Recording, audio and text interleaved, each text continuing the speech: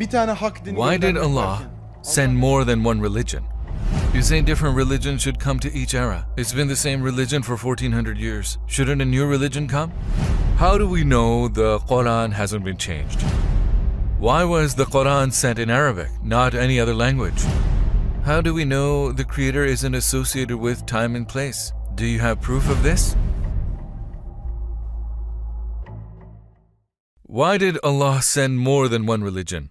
Humanity hasn't always lived in the same conditions, so it's the most logical thing. They've come to present day by developing through different living standards. So, you cannot compare living standards from the past to today. Think like this. In the time of Adam, if verses and Sharia about war had come, it would be illogical because there was no war. Also, we do the same in education. Learning needs are different through primary to university. As time passes, the child matures and changes. Likewise, humanity didn't start at one level. It changed a lot till the present state. When we reach the most suitable standard, He sent the last Sharia. This isn't a problem. You say different religions should come to each era. For 1400 years, it's been the same religion.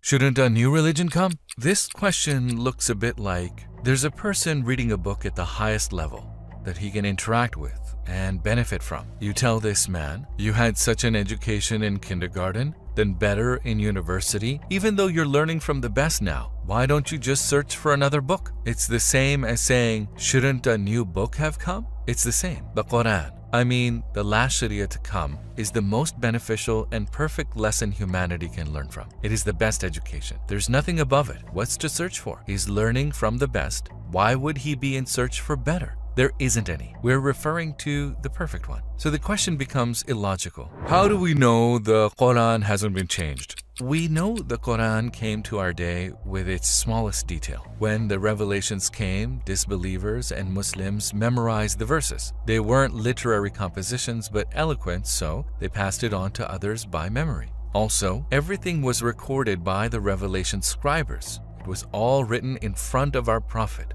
It was gathered at the time of Abu Bakr and multiplied at the time of Uthman. There's a Quran in the Topkapi Palace Museum right now. It's the same as the Quran from Uthman's time. The fact that every Quran around the world is the same proves the original has not been changed. Why was the Quran sent in Arabic, not any other language? I'm curious to know why this question is asked. Because if it came in Turkish, we would have asked, why did it come in Turkish? And so on. We would have kept reproducing these questions. A language had to be chosen. Also, this isn't about the correctness of the Quran. We can't say Quran is the truth or false due to the language. But why Arabic? Of course, there's wisdom for this. Medicine was in demand at the time of Jesus. A miracle happened and all medical experts said, we cannot do this. It's more magnificent than anything. And it was evidence of prophethood. At the time of our Prophet, eloquence and literature were mainstream. People had great respect to poets like emperors. The Quran comes down so advanced in literature that people understand.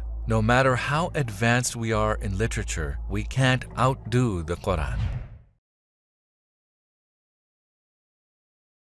Also, a challenge is in the Quran. By means, if you say this was written by a human, then bring a surah like it. People who were so advanced in literature, instead of writing something simple, they chose to fight. That's why there's 350,000 tafsirs written for the Quran. Some presume it's because it isn't understood. No, Quran has very deep meanings and suitable for every age. The text is so rich. That's why there are 350,000 tafsirs. Extracting thousands of ore from a sea doesn't show the limitation of complexity of the ores. It shows the richness, same as the tafsirs. It proves how profoundly meaningful it is. It took a little long, probably past a minute, but it wasn't a topic to be discussed in short. I hope the answer is okay.